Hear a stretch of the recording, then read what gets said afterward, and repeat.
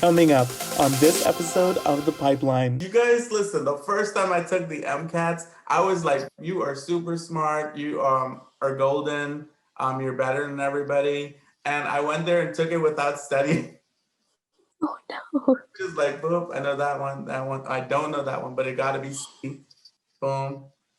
Didn't do so well. And later we talked to Dr. Sampson Davis about his life as an ER physician, his books, and what tips he has for students participating in pipeline programs. This road to the health sciences is a long road, but it really isn't. It really isn't.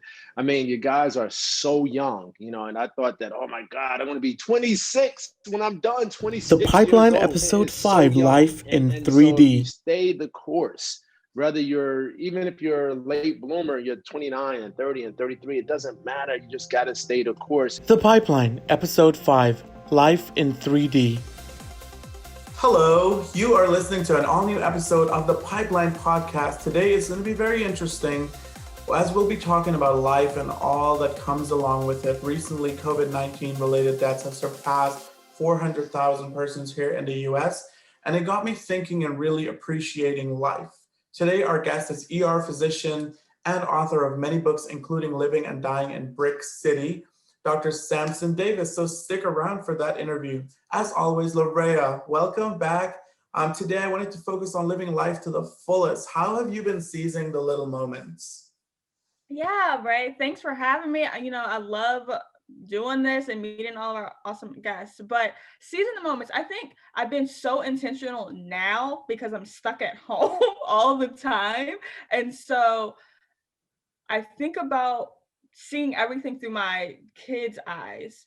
And years from now, this is going to be, right now it's huge, but like when they are adults and they're talking to their children about 2020 and COVID, I don't know, it's like this is a pinpoint in their life. And so a little thing that I did last year, there's an app called like capturing 1 second every day.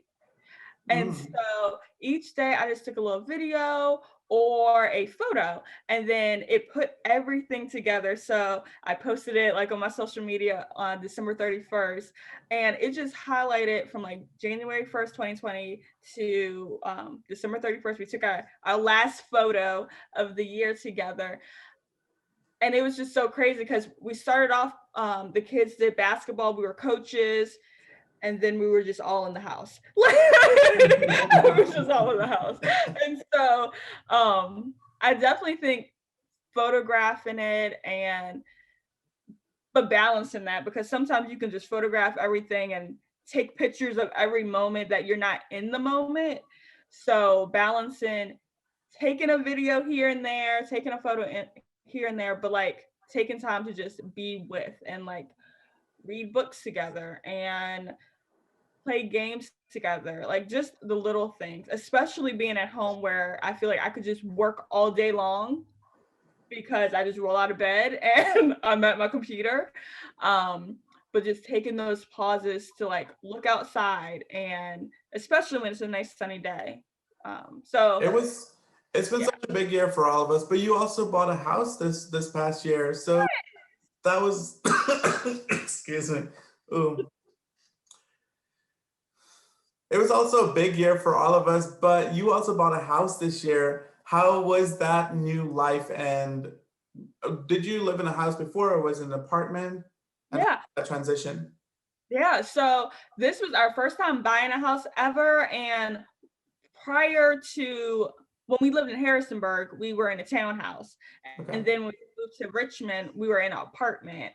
So tiny, but our goal was, okay, let's just do it, save money so that we can buy a house. And yeah, the opportunity, provided itself. And it wasn't bad. I actually tell people that I'm glad we moved during the pandemic because everything had slowed down. We were really able to meet our neighbors. Like, people in our neighborhood walk so often. And I don't know if they did that pre-COVID or not, but we really was able to meet everyone, and I don't know, I didn't feel as much pressure to like, okay, let's unpack everything and get everything all squared away because we have to go right back to work, immediately. It was just like, we'll focus on one room at a time. And, it actually was really good because we also saved so much money because we didn't go anywhere, like all the festivals and vacations didn't happen. So yeah, I miss that connection with like neighbors and stuff. I live in a very nice neighborhood, and I haven't met one neighbor. I've never met them. Like everyone's yard is really big and separated by trees and stuff, but I've never met any of them. I don't know who lives next to me. There's a lot of like music, drums playing sometimes. So I think they're having a great time. I don't know. But I love your neighborhood. I love your house. I think that's the American dream. And that's such a big part of life. And today we'll be talking a little about Dr. Davis's mantra for success, where he talks about the 3Ds. And today's episode is called Life in 3D, about dedication, determination, and discipline. How has this related to your life, and has it?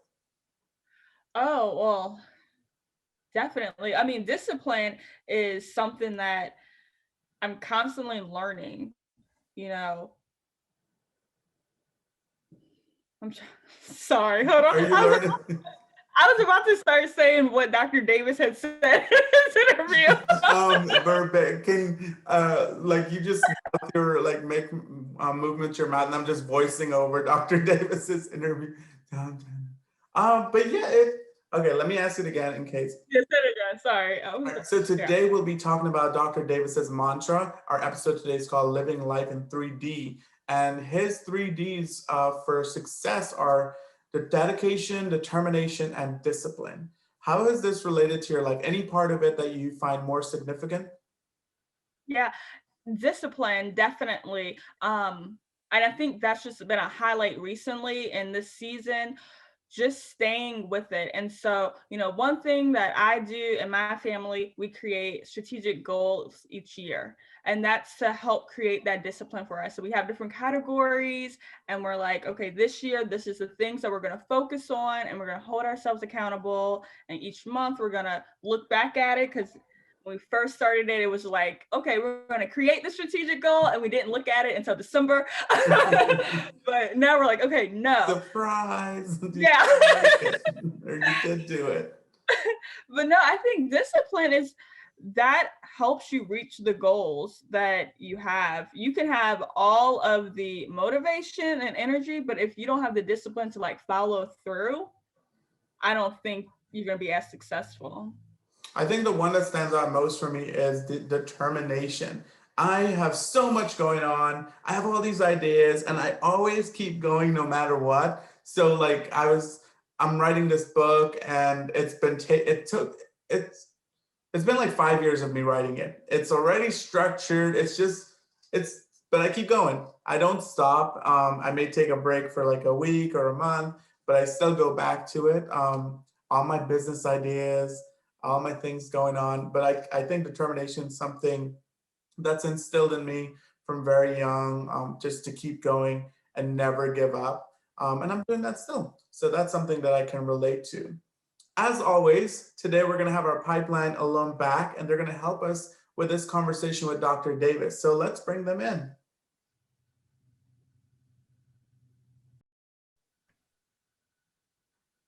Hello. Hey. Hi, everyone. Hi. Hi. Thank you all for joining us. So our first co-host is from Suffolk, Virginia. She obtained her Bachelor of Science degree from Virginia Union University in Richmond, Virginia, where she majored in biology, pre-med, and minored in psychology.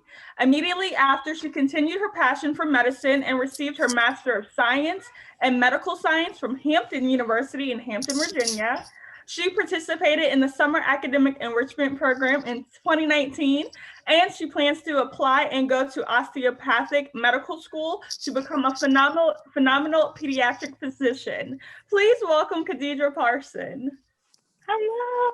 Hi, and up next is a VCU sophomore who is a part of the Honors College here at VCU. She's an aspiring physician. She's involved in a lot of things. So I'm just going to list a couple. She's the co-founder and director of VCube, a presidential student ambassador. She's part of the Senior Vice President Provost Advisory Council, and she's social chair for VCU Acceleration. She's also part of VCU Acceleration in 2019. Please welcome Sneha Gade. Awesome. And our final co-host is a first-year student majoring in social work. He's a member of VCU Acceleration Cohort 2020 and has interest in occupational therapy. Please welcome Kwame Walker. Hi, thank you for having me. Hi.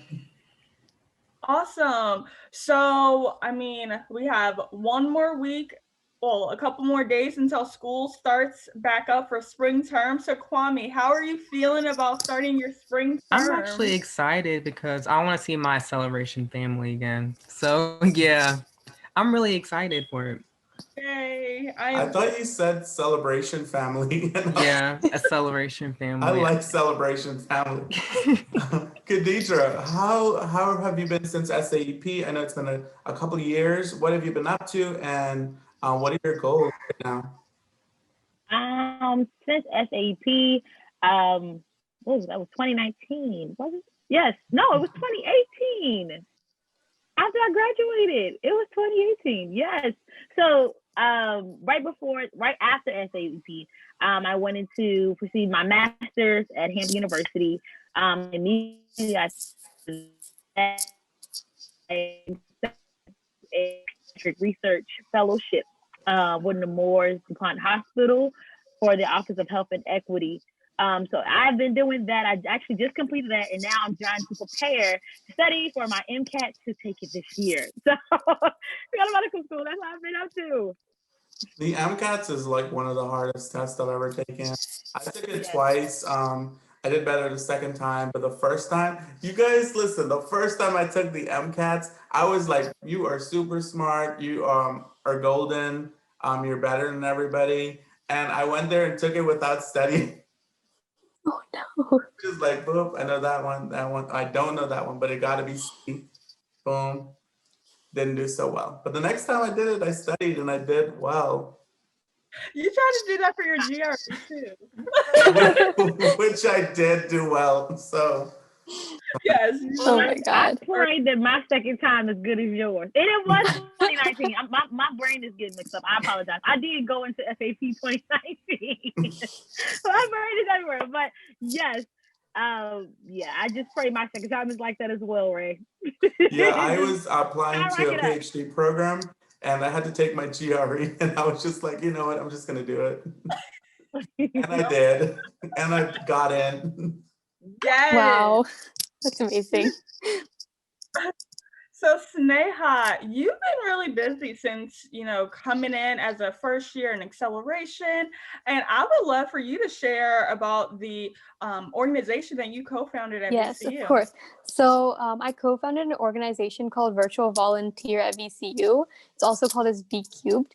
And basically what we've been doing is reconnecting organizations who have lost volunteers who've previously been helping them in person. So what we did is essentially we gathered 13 organizations by just blind emailing them and asking them what they need help in, and they told us what they needed, and we gathered around 400 students at VCU who were passionate about volunteering. And then now they're all on campus groups, and we send emails out each week, and there's students coming to events almost every other week or every week and having their own programs aside from that.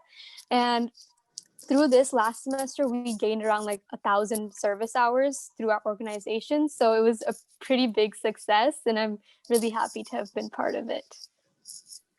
I think that's great. A lot of students are very nervous about getting shadowing hours, volunteer hours. Lorraine and I was talking about it yesterday in a different recording, and that's such a great thing that you guys came up with that idea and actually made it happen. So congratulations. Kwame, what things are you excited about this semester? You're about to finish your freshman year. How does that feel? Does it feel like it went by really quickly, or is it slow because of the pandemic? I think it can be both, but I kind of feel like it went by fast just because it seems like I was just starting my first day of college again. Like, honestly, like, wow, I can't believe it went by that fast. But yeah, and I'm just glad I'm in acceleration, honestly, like, and getting the support that I need as a first year student because um, I was able to make sure I'm with like individuals who have the same goals and aspirations as me. So yeah, I'm really thankful for everything and that I had a successful fall semester. Like I'm pretty proud of that. Absolutely. So, Kadedrah, I am interested in hearing more about your goals. You said you plan to apply to osteopathic medical school. And so, you know, I am not very health science focused in knowing all the jargon. So, please explain to me, you know, why you're interested in osteopathic medicine versus, you know, traditional medical school, and just, yeah, I would love to hear about that. Honestly, I believe wholeheartedly that our body can heal itself if we do the right things to it. So osteopathic medical schools are schools that give more of a holistic view. They still practice the same as allopathic medical schools, which are the traditional medical schools, but they do have like extra 200 maybe plus hours in medical school, gearing more towards the body, where they have the authority to prescribe a patient a different type of holistic medication rather than prescribing them a pill per se. I honestly, that is number one, but I am still applying to traditional medical schools. I am giving, like, I'm not just going all the way to osteopathic medical schools. I want to give them both like a toss up, and I want to explore more medical schools. UCU is definitely up there, but just to throw that out there. But yes, I definitely want to apply to both, but I am leaning more towards osteopathic medical schools. But I am applying to both. So when you get into medical school, there's a lot of different specialties that you have to choose from, yes, including emergency medicine. I say that to say because today our guest is an emergency physician as well as author. So we'll be talking to Dr. Sampson Davis, and we'll bring in him right now. Dr. Sampson, thank you for joining us today. We will be doing a little intro. Well, it's a kind of a bigger intro because there's a lot that I want to say about you so the audience can know exactly where you're coming from with your stories and anecdotes. So our guest today was raised as one of the 5th children in this family of 6 in Newark, New Jersey. I hope I said that right. I've been practicing. He received his bachelor's degree from Seton Hall University, his medical degree from Robert Wood Johnson Medical School, and completed his residency in emergency medicine at the same hospital where he was born, Newark Beth Israel Medical Center. He's a New York Times best-selling author who's co-authored books such as The Pact, We Beat the Street, and The Bond. And in 2013, which we're all familiar in this room with because we've had to read it multiple times in different programs that we facilitate here, Living and Dying in Brick City, an ER Doctor Returns Home. And this book highlights experiences of him being an ER physician and offers real detailed emergency medicine encounters that he has seen in working as an emergency physician. So today, what he considers his 3Ds, and today our episode is called Living in 3D. We are going to be talking about dedication, determination, and discipline, which is a mantra that he lives by or does a lot of keynotes upon. So please welcome Dr. Sampson Davis. Dr. Davis, thank you for joining us. Oh, absolutely. Thank you. Thank you for that wonderful introduction. And thank you for the platform to connect with you and the student body and the community at large. It's really important that education is the platform to all that we do. And that's kind of the basis of our sort of ingredients of where we are going to present day and the future. And the 3Ds is key, has been key for my level of success, and just has helped me through all moments of sort of challenges and struggles that I've been through. That dedication, determination and discipline mantra has been extremely important in just my level of production and sort of evolution. So I'll let you know a little about who your audience is. So we have Miss Lorraine Lenore. She is the Assistant Director from the Division for Health Sciences Diversity here at VCU. We have Sneha Gade. You can wave, Sneha. She is a sophomore here at VCU on the pre-med track. Kwame Walker, he's a freshman here at VCU as well as pre-occupational therapy, but also on that pre-health track. And Kadedrah Parson, she participated in one of our programs in 2019, and she has her master's now, and she will be planning to go to medical school here in the near future. Dr. Davis, so I read in your bio that you were involved in a lot of traveling, doing a lot of keynote speaking. How has the pandemic caused you to strategize differently, and how are you getting those done? Yeah, the pandemic has uprooted everything. I mean, it really has changed all our lives in the way that we interact and the way that we carry out daily activity of living experiences, everything from how I'm sure the students experience in school, everything is now virtual. All my meetings are virtual. All my interviews are virtual. All my TV appearances have been virtual. I recently started back in studio for television appearances. And so we have changed the way that we have interact and with one another and conduct day-to-day business.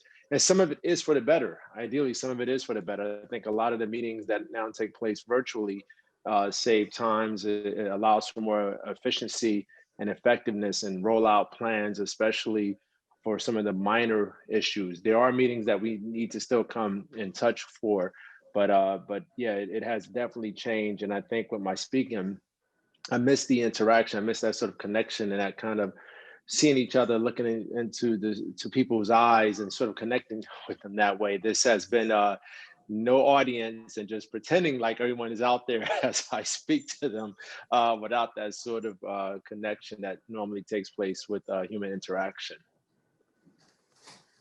Awesome. Well, Dr. Davis, I want to say, I think it's awesome that you're from Newark.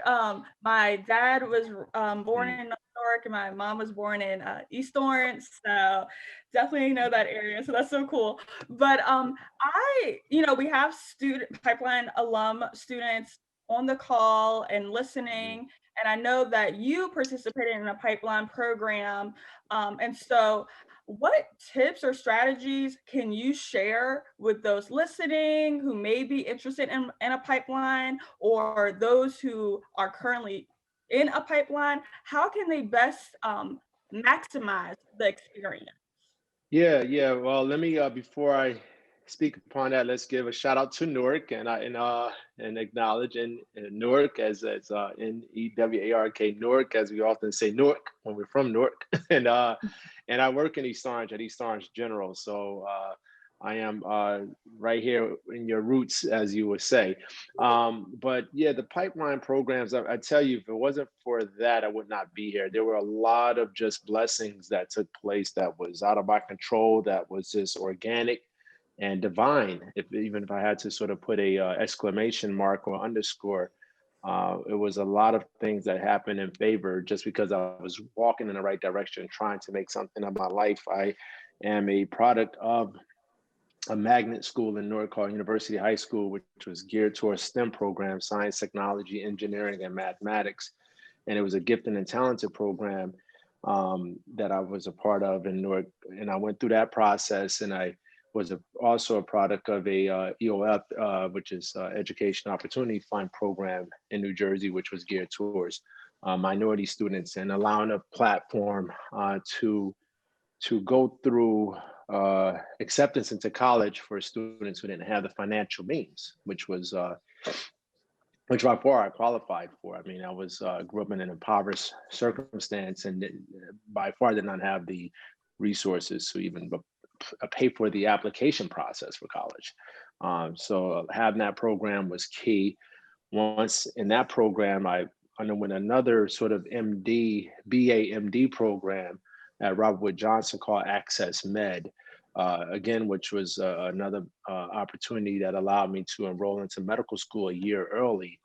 So in my senior year of college, I did half my first year of medical school, and my first year of true medical school, I did the other half. So The pipeline programs was everything. I mean, I was a novice at best when it came to understanding how to apply to college, how to apply to medical school, personal essays, references, what sort of volunteer programs should I take part in, and you know, going 4 years of college and you're just praying and hoping that you could get into medical school. You're not sure if that's going to happen. That's a big gamble. And but we had a tremendous network of administrators and resources that were there for us. Carla Dixon, who I call my Earth Angel, in my book The Pact and in Living and Dying Brick City, was a guidance counselor, but she was more than that. She had an open door policy, and I could go into Carla's office at any time, any hour, and sit there and complain about everything from academics to personal relationships to my girlfriend woes to being on financial probation, because we were often on financial probation, not academic probation.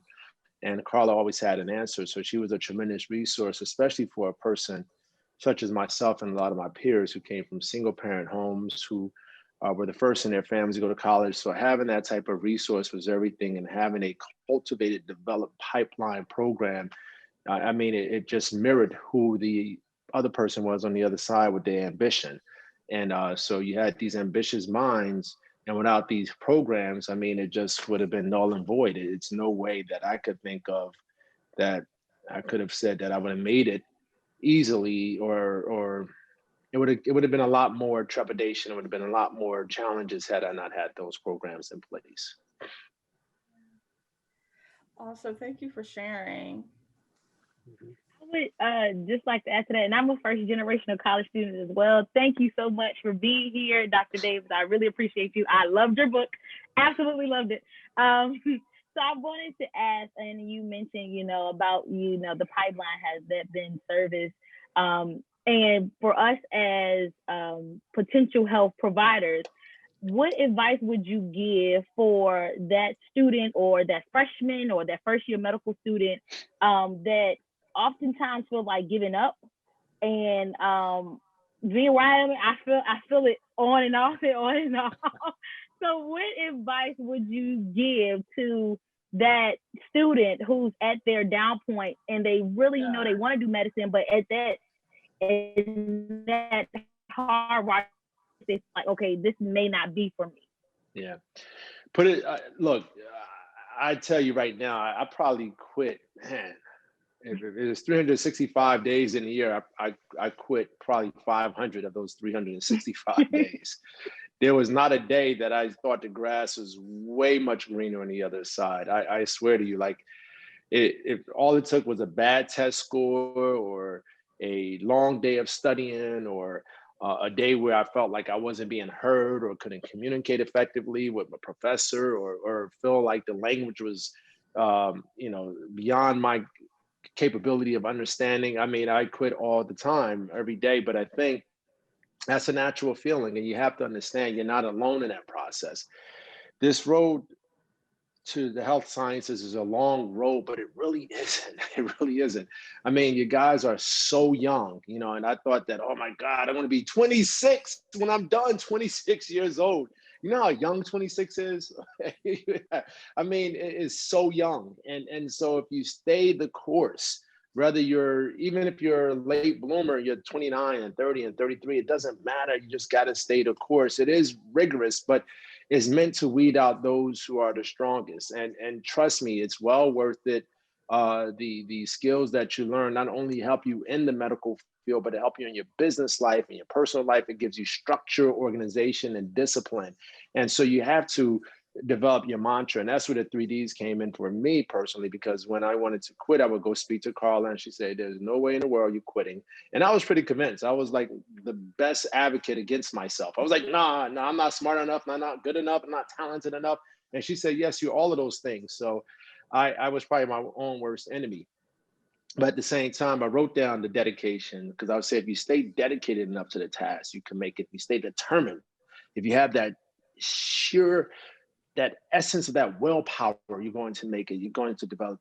So you're dedicated, you're determined. If you stay disciplined, I get up every morning at 6 a.m., 7 a.m., 8 a.m., whatever time it was. I exercise, I meditate, I read, whatever I did to sort of kind of break up the monotony. I used to do little things to reward all those hours of studying. I would get these little Hershey chocolate nuggets, and after 3 hours of studying, I would have one. That was my reward for 3 hours of studying. The little mind games that you have to do, but that dedication, determination, and discipline I had on my walls, my dorm door, my dorm mirror, on my desk, on Post-its, everything, just to kind of remind myself where I felt weak, that I could push through. And then I had a team. I had these other two guys who you probably heard of through the Pact, the book, my first book that I wrote, Ramik and George, and then we were our own sort of super team, and we kind of supported one another. And so when one was down, the other two sort of helped lift each other up. But we held ourselves accountable to our pact, to our friendship. It wasn't the other way around. It wasn't them checking on me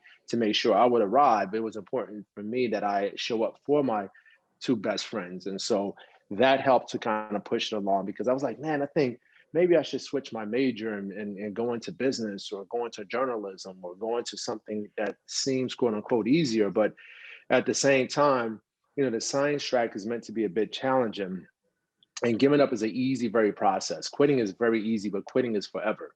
A bad day is just a bad day. And you can kind of go to sleep, go out and blow off some steam, have fun, and start a new tomorrow. But I would suggest, don't quit, don't change your major. You have to, the squeaky wheel gets the oil. So you have to maximize your resources. Ask for help. I am not ashamed. I don't have it. Please help me. But at the same time, people are willing to help you, but you also have to be in a position to be helped. So you have to show up and be accountable and be present. And when people see that, and they see that sort of tenacity in you, then people will give, and they will offer their help and sort of help to get you from your one level to your next level where you're trying to go. Thank you. Hi, my name is Kwame. Thank you for touching base on asking for help and having a support system. Like, that's really important. So I'm a first-year student, and I can't wait to read your book, Living and Dying in Brick City. Like, I love reading like memoirs, like autobiography, just because I know that there's like an essence of like unlocking your truth and telling your story like unfiltered. Like that's really so important to me. So what was the writing process like with your writing partner? I think her name was Lisa Fraser Page. Like, can you give us like a little snippet of like what it was like to like go back and see like how you wrote everything?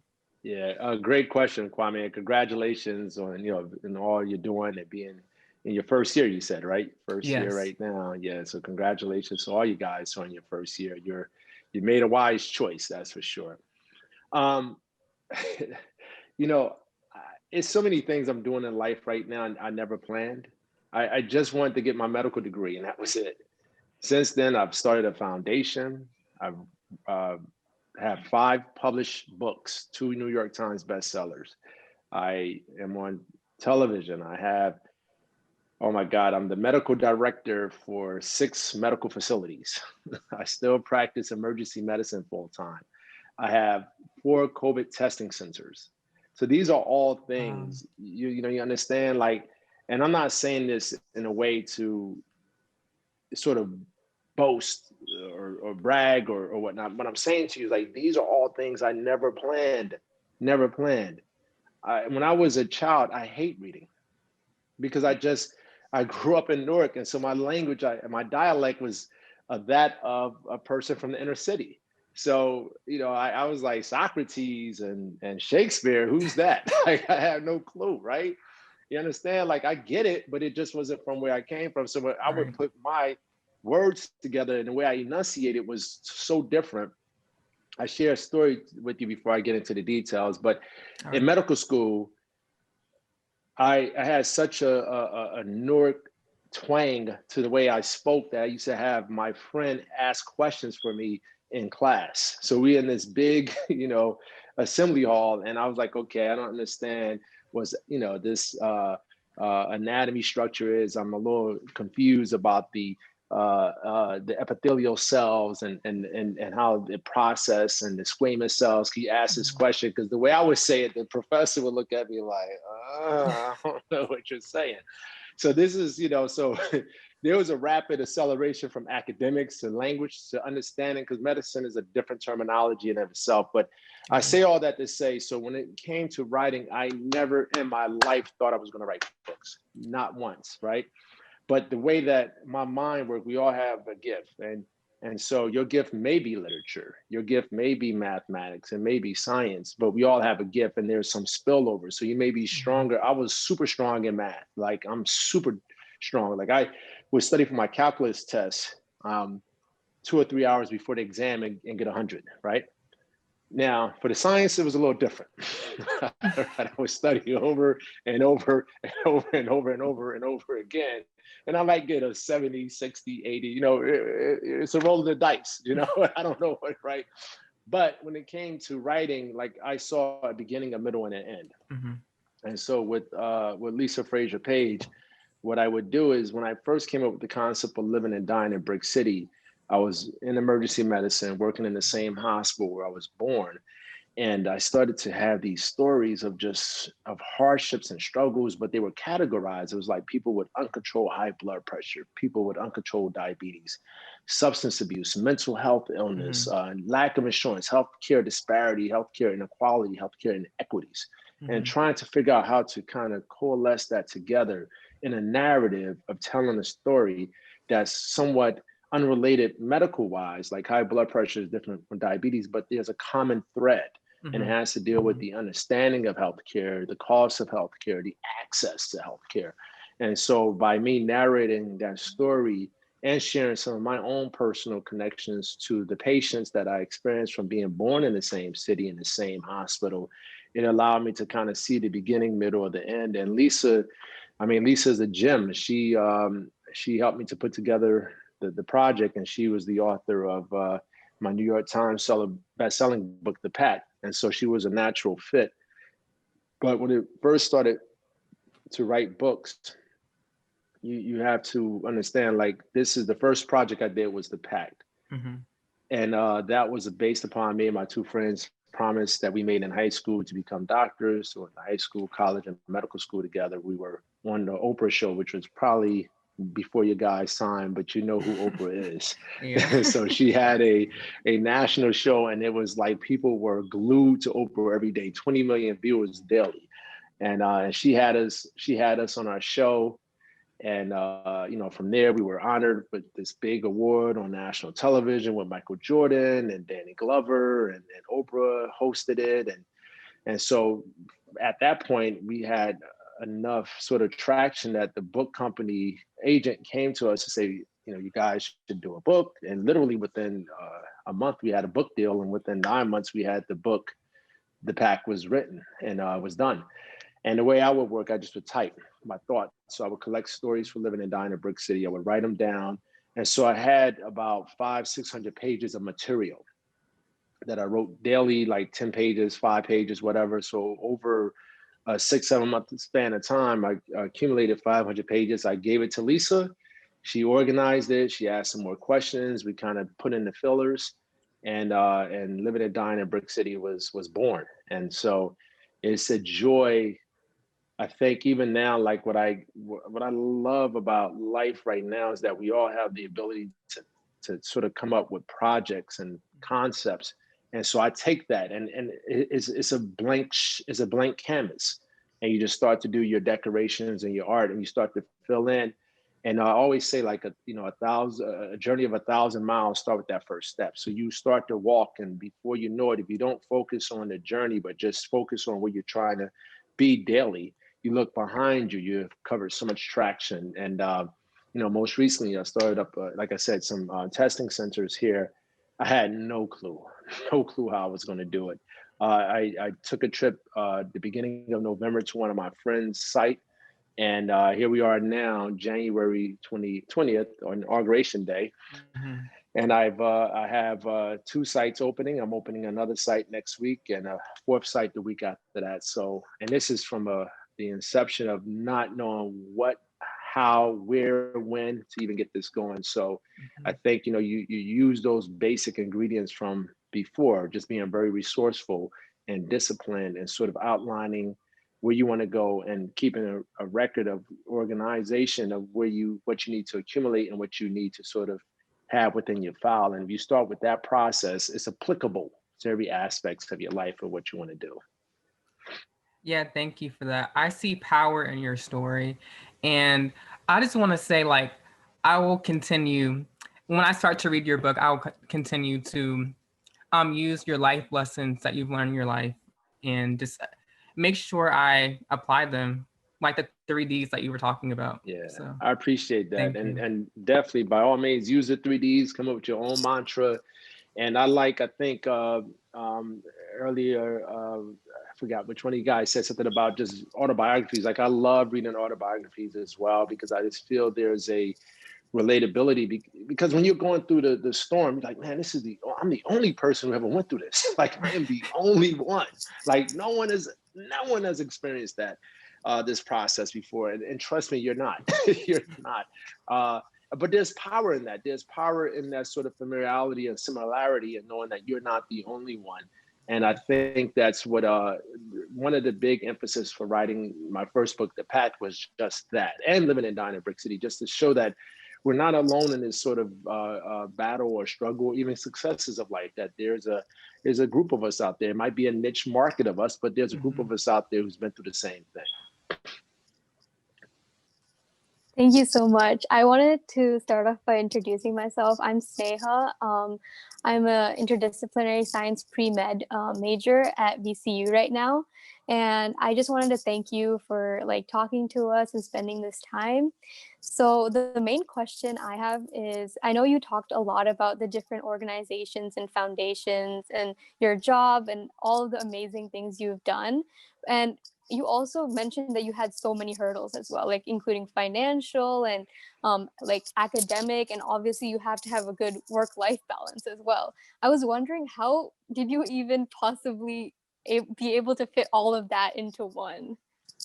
It's a lot. It's a lot, Say. I think it's I mean, it's a lot. It's a lot. It's but I love, I love, I don't think if I wasn't a doctor, I would probably be I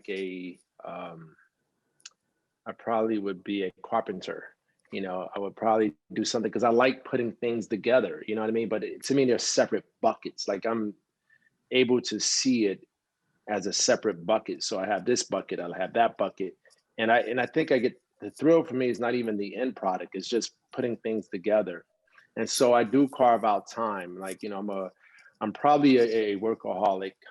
Been up since 7 this morning, and literally I still have work to do. Like, it doesn't stop, but I enjoy it. But it's all the things that I enjoy doing. But I make sure I take time. Yesterday I went out, had dinner. The night before I had dinner. With technology now, as my children would say, I went to school in the BC stages of life, right? So, but we used to have to do everything. I remember when word processors came. You probably don't even know what a word processor is, right? So a word processor, how you could type on your laptops or your phones. We used to have to type on a typewriter. And so if you get it wrong, you have to use, they used to sell this thing called whiteouts. You have to erase, you couldn't erase it, you have to white out what you type and go back and retype it. So, these are the meticulous sort of steps we had to take towards putting things together. But with just technology, I'm constantly on the move. I have my phone, obviously, I'm constantly texting, and I have 8 different email accounts for 8 different, things that I'm doing. So it's something that's enjoyable, but at the same time, I try to also stay in mind in the state of making sure I exercise. I exercise daily. I try to identify where the area of work is that I get the least joy or happiness from, and I try to mitigate that or minimize that or release that part of my world if I'm able to. But it's and it's a team. It's a team. I have a solid team of people that I work with that are just tremendous. And I think it's communication both ways. You have to be able to communicate with your team, and they have to be able to communicate, and you have to be able to hear one another as well. Very important. But all that develops over time. I mean, it's one of those things that, again, you can never imagine how to put it together until you start doing it, and then it starts to fall into place for yourself. And and also you got to keep in mind, like, at your stage, your only job, or it's not the only job, it's a major job, but your major job is to perform well in school. That is your major job right now. All these other aspects will develop. And so you have to, I love football. You might like soccer, you might like baseball, but I use the equation of football. You are your quarterback. So you have to tell your wide receivers where to go, your running back, your front line. You have to come up with defensive mechanisms. So, I need 132 credits to graduate. I need 16 per semester. You should be focused on that. You should say, well, physics, organic, chemistry, and genetics, I cannot do in one semester. So it's going to not be successful. So maybe you plan genetics this semester, next semester, chemistry 1 and 2. Maybe in the summer you do physics 1 and 2, and the following semester, organic 1 and 2. You say to myself, well, I'm strong in calculus, so I'm going to do calculus with this at the same time. And you say, I know if I do art of the Western world, that's an easy A, or home knitting, that's an easy A. So you take that course to kind of balance out your schedule. So you are the quarterback of your success. And you have to always keep that in mind. And I think what was ingrained by my mother was like, you just can't take anything for granted. You have to just not assume something's going to fall in place. Like, you have to be that diligent and about it. So I like to use the power of visualization, in a sense, like, I know I'm not good at everything, but the few things that I'm good at, I try to see where I could take that sort of energy and apply it towards something else. So if I know if I'm good at, say, I don't know, like,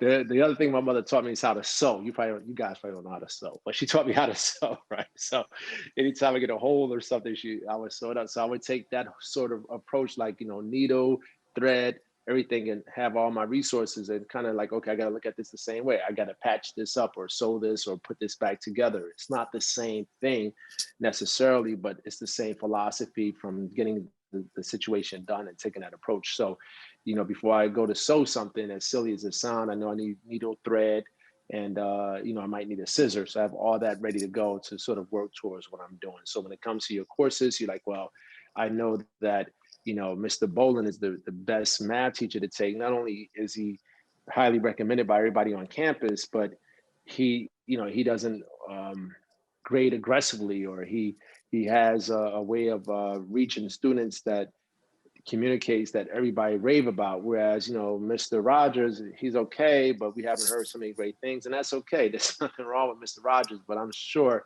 I want to do my best to get Mr. Bolin's class and be a part of his student class that following semester. One of the more interesting topics that I think, mostly because I'm interested in just relationships and maintaining those relationships, is the concept of friendship. So I've been writing for a while this book it's a young adult novel about friendship, and how sometimes they fizzle and you really lose connection with people over time.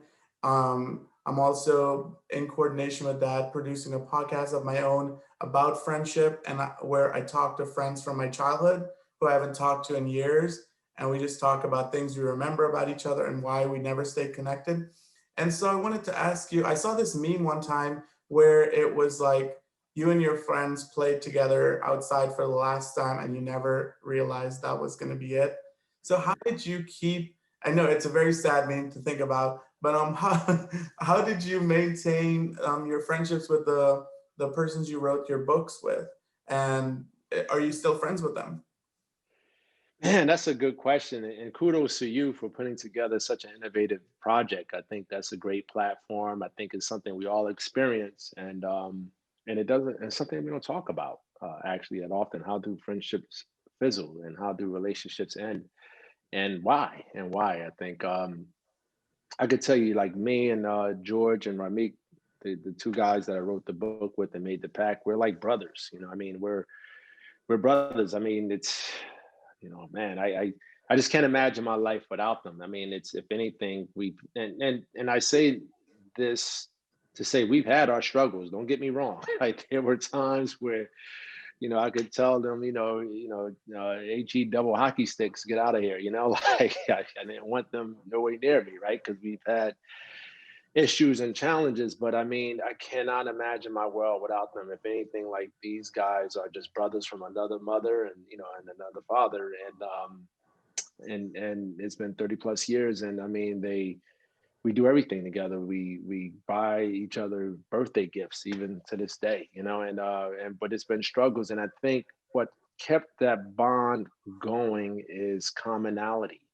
And so what I mean by that, we had a challenge that was, from where we came from, insurmountable. I mean, I grew up, inner city, poverty. I had a run-in with the law a few times when I was a juvenile. You would not think that now if you see me now, but I mean, I was a bit more rough around the edges than I am now. So when we came together and we made this sort of promise to become doctors, it was like, this was a challenge that was almost impossible in our eyes. And so, but the fact that we knew we had each other, it kind of took away some of that pressure. It took away some of that anxiety. It made us feel like, okay, well, we have you, I have him, and we'll figure it out together. And so it's just like, once you win a championship together with someone, it's like that bond is like forever. I mean, it really is forever. And I mean, it was our version of the Super Bowl, of the World Series, of the World Cup. It was our version of that. I mean, that's how tangible it was to us, because we were probably chosen as the three unlikely students to succeed. And so once we made that part of it a reality, everything just blossomed from there. We formed the foundation together. We wrote books together. We, attend each other, birthdays and events and special occasions together. So it's like, and I mean, how cool is it to say that you have this friendship for over 30 years with two guys that and I mean, it takes away moments of isolation and loneliness and doubts. Like I speak to one of the two daily, and it's always, and the conversations are always not positive, right? We call complaining about things at work and people at work, and I mean, in personal lives and our significant others and our children. Like it's not always dynamic, but I can tell you the secret sauce is the evolution and growing together. And where I think where people split is where you start to grow in different directions. And there's nothing you can do about that. It's nothing that's, you may be more progressive, you may be more wanting to develop yourself than the next person that you're friends with. And unfortunately, what happens is that train is not traveling on a parallel track, and if that person is going in the other direction, or if you're moving and that person isn't moving at all, it's going to create a gap. And so I have friends that I'm cool with now that I still hang out with, but we're different people just because my progression was different than theirs. It doesn't make it right or wrong, but the commonality to keep a friendship together is being respectful of each other's opinion, not judging each other, but is also progressing together and development together. And when that doesn't happen, then the gap begins to grow. And sometimes the friendship ends, unfortunately, because of those sort of difference and similarities and pursuits of things that you want to do in life. Awesome. And so the three of you actually created a foundation, the Three Doctors Foundation. So could you share with us what that foundation comprises, and when was it founded, and just, Yeah. You guys keep asking me dates. You're making me feel young in the old way. We formed that foundation when we graduated. Three Doctors Foundation, we formed it 21 years ago. We just graduated medical school, and it was important to us to give back because of all the opportunities, the pipeline programs, the resources, the people like Carla Dixon, who was like a mentor, to Dr. Linda Shee, who, when I graduated medical school, I met Dr. Linda Shee. I graduated medical school, and I met Dr. Linda Shee in college. I graduated college. I met Dr. Linda Shee in college my first year. And part of one of the courses I took in college was called Survivor's Guide or Survivor's Course. And it taught you all the things like sit in front of the class, rewrite your notes, get to know your professor, ask questions. So one of the things would go to office hours. Now I would go to Dr. Shee's office hours and she would get so tickled by me because I would go there and she said, well, what's the issue? Why are you here? Like, I don't know. They just told me to come to office hours. And so she would sit there. She's like, you have any questions? Like, no. And I said, well, how long do I have to sit? She said, well, each session is 15 minutes. So I'm like, okay, I would sit there, literally my feet dangling on a bench, like one of those high-rise benches. I just would sit there, sort of legs swinging. And then I was like, okay, all right, it's over and I leave. So I go every week, right? And we formed a friendship, and you best believe, like, my B- might have became a B+, my C- might have became a B. And we formed a friendship that when I graduated high school or college 3 years later after my freshman year, she drove to my dorm to give me money to buy books for medical school, and this is a person, no relationship, no kinship, nothing, but just the fact that, again, I was present and I showed up and she thought it was so tickled that I came just to go to office hours that she was present. So it's people like her and Carla Dixon that when we graduated, we just felt an immediate need to give back. And we formed the foundation. Our first year, we were first-year interns. I was in emergency medicine. We would meet after work with lawyers, and they supported us. They donated their time. We formed our 501c3 and all the legal paperwork. And we just started the foundation. We would chuckle ourselves because we were only philanthropists that we knew of with student loans. And so, 21 years later, the foundation is thriving. We have major support and contributors to the foundation. We focus on really inspiring youth to come together and form their own pact to focus on health and education and leadership and mentoring. And so now that we're virtual, we don't do as much, interaction, but we still carry out virtual programs. And 21 years later, I mean, it's special because a lot of organizations, especially philanthropic efforts, they don't survive this length of time, especially right now with all that we have ongoing with COVID. But we're a volunteer-based organization, and we always have been. The three of us don't take any sort of proceeds or compensation. We just something that we just feel strongly about being a part of, and we're just happy to do it. And we give back just because somebody had gave to us when we were going through the process. So we're going to get ready to wrap up here in a few minutes. Again, thank you for joining us.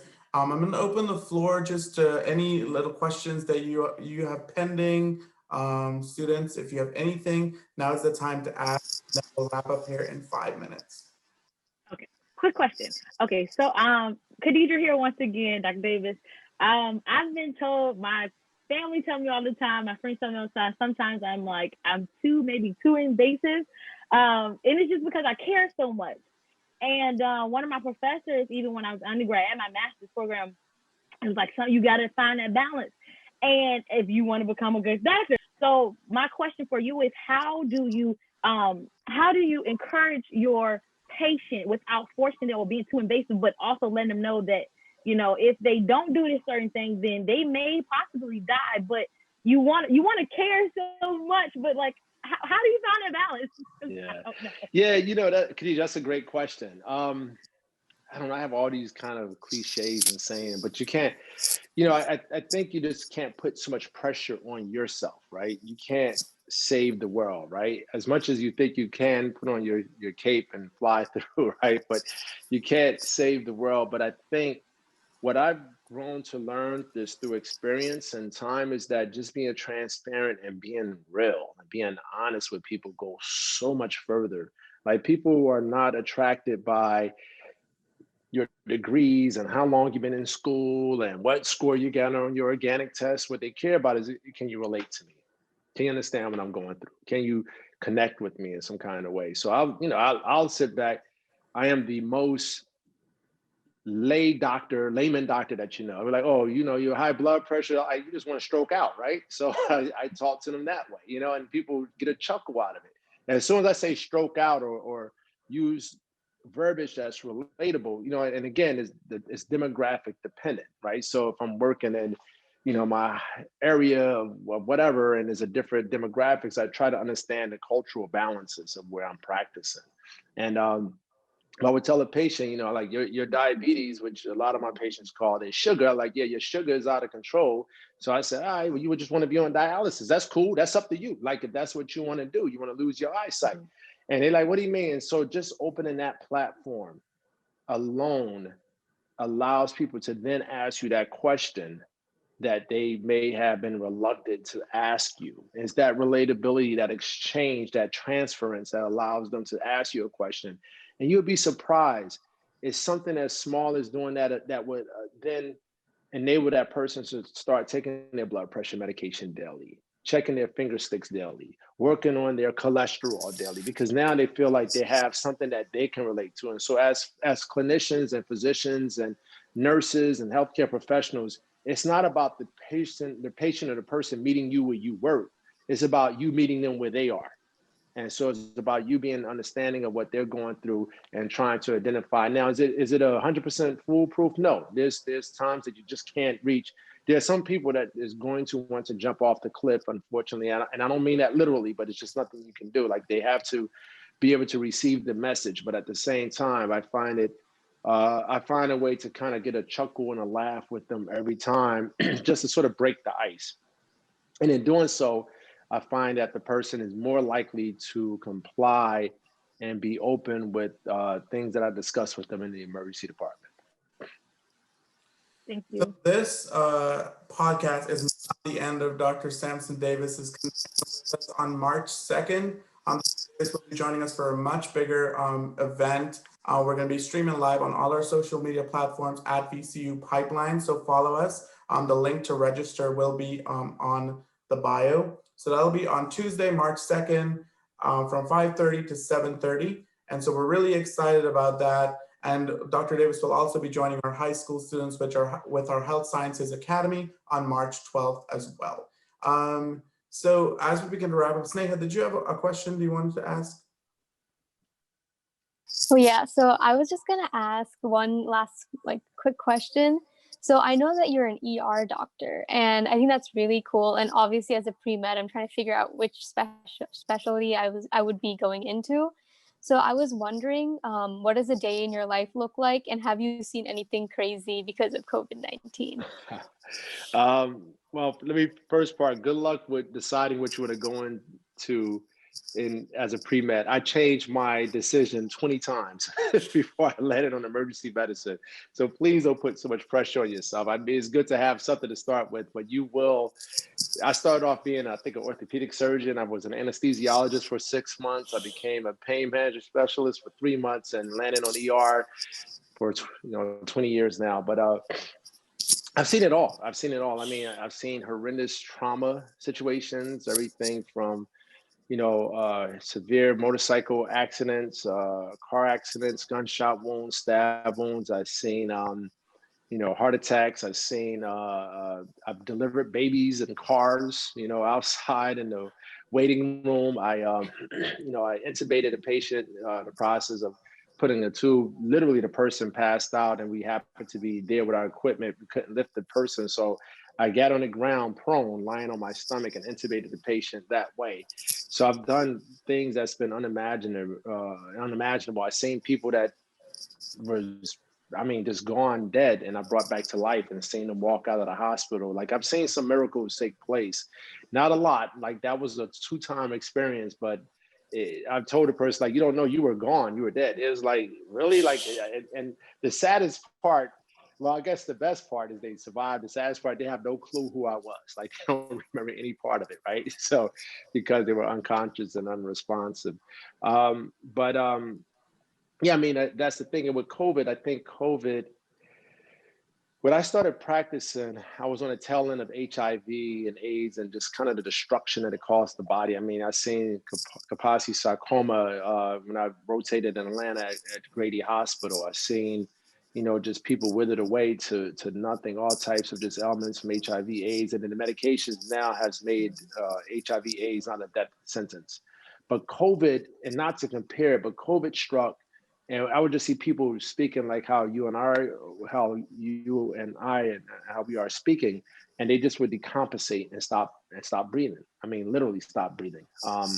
I haven't seen it as much lately because the treatment modalities, at least where I'm living and practice, have changed. We know that steroids work. We know remdesivir work, antiviral medication. We know that monoclonal antibodies, Regeneron works. We now have the vaccine. I received my vaccine 2 weeks ago. So we have a lot of better ways of treating it. This virus was equated to a marathon, and we had to catch up with the sprinter in front of us. And so we're going to get past this. We will conquer and defeat COVID. And I mean, hats off to all the scientists who developed the mRNA vaccine so fast and expeditiously. But at the same time, I've never seen anything like COVID, just the destruction and the havoc that it caused. I lost a colleague to it. I just found out another colleague that I knew passed away a few days from it. It's real. I lost my brother passed away from COVID back in April as well. So it's a real thing. It's something it's happening, and it's these the mask is your number one defense is your best offense, and that's wearing your mask. But that's the thing with medicine. It's intriguing. It never stops sort of challenging you, and you too will see your own sort of experience of, wow, like I remember in 2019 when COVID happened, it's going to be your story, and 10 years from now, it'll be something else. And that's what keeps challenging us. And that's what keeps us sort of geared to be on the front lines of medicine and providing the science and the medical care behind what we do daily. Thank you so much for letting us know. And I'm so sorry for your loss. Thank you. I appreciate that. Thank you. You guys have done a great job. The whole world is like depending on you guys right now. It's amazing. I really thank you guys and commend you for that. I appreciate that. Thank you so much. Yes, Dr. Davis, our condolences to hearing you lost your brother to COVID-19. Thank you. As we wrap up, I want to talk a little about what your plans are with your writing and also with your activism, as well as what you do in terms of just living as an ER doctor. I have a feeling that you're writing down your stories and there's a new book coming. Am I correct? Are you allowed to tell us anything? And also, where can we find you? Great questions. And if I don't get a chance to say thank you for this platform, it's been great chatting with you guys. I really have enjoyed tonight talking to you. I don't know about a new book. Book writing is so hard. It's a lot of work. It is a 9-month to a year process. You're talking about coming up with the idea, then putting together an outline, because before you could even put together the manuscript, you got to have a proposal. So it's putting together an outline, chapters 1, 2, 3, and so forth. Then putting the manuscript together, then submitting the manuscript, having the manuscript accepted. Then you have to start 6 months of marketing and promotions. You have to meet with, I'm signed with Random House. Penguin Random House. I got to go into the city in New York. I live in New Jersey. I have to go into the city and sit with the team. And I enjoy it. I love it. But it's a lot of work. So I don't know, but I am struggling, like not struggling, but I'm just trying to think about what do I want to write next. And so I feel like, with my approach in life is like I'm God-fearing, and I feel like God is going to put me where I need to be. And right now, I feel like what I'm doing now is really focusing on being a voice of reasoning for COVID-19 and understanding everything from the virus to the vaccine. Also being an advocate on health care disparities, health equality, health equity, and really giving a voice of where we are with that. And trying to figure out ways where I can just sort of meet people. I've always been a fan of meeting the community where they live versus them coming into the hospital. I mean, it's great to come into the hospital, no doubt about it, but one of the questions earlier was how do we get people to take their medications and be more responsive and attentive to their needs? And I just feel like if I can meet people where they are and where they live, then I can help to navigate some of the other challenges that they may have with their circumstance when it comes to their medications and their medical illnesses. So I'm never going to say I'm putting down the pen, but we'll see. I've 5 books right now. I think we'll see what happens next. And it's all the beauty about it is that I don't think I'm ever planning on retiring, and I strongly suggest that you don't either. I don't think you should practice medicine for the rest of your life, but I think there's going to be other passions that call upon you And you just got to answer that door, you know, that knock on the door to make sure you're fulfilling those passions that are special and dear to you. And if you do that, you're never going to feel the sort of burnout that comes sometimes with this career. Whenever you do, and I'm putting it in the universe, whenever you do have that new book in your contract, put that you have to an exclusive premiere here on the Pipeline. Dr. Davis, we can find you on your website, drsampsondavis.com. You also have a podcast, Dr. Davis's Health and Survival Plan. So check that out. Dr. Davis, thank you so much for joining us here in the Pipeline today. We appreciate it, and we hope you have a great rest of your night. Still working. Absolutely. Yeah, it doesn't stop. And thank you guys again. And any questions, I also have social media. Thank you for sharing my website, but it's the same for social media at Dr. Samson Davis. And that's for everything from Instagram, Twitter, Facebook, you name it, LinkedIn. So thank you guys. I wish you guys Godspeed and the best of luck with all that you do. Thank you, and have a good day. Thank you so much. Take care. Thank you All right, so bye-bye. much. Thank you. Take care, guys. Thank you. You too. Have a blessed one. Oh, that was great. I feel like I just wanted to say that. So he talked about his mentor, counselor, Carla Dixon. And I feel like that's what Lorraine is to the Yeah, she really She is. is. She is though. That's something that If I we ever aspire write a to book. be. But Lorraine really is that person that you can go to. I can text. I don't do this, but I can text her at any hour of the night, and Lorraine will be answering that in a minute. Ray, you're also a great mentor too. You always supported us, and this podcast is also amazing. So, Yes, both of you, hats off. I don't even know how you guys do it. Thank you all. So today we have Ms. Lorraine Lenore, the Assistant Director for the Division for Health Sciences Diversity, Sneha Gade, Kwame Walker, and Kadedrah Parson. I'm Ray Allen Fredericks, and thank you so much again for joining us here in the Pipeline. We'll see you next time.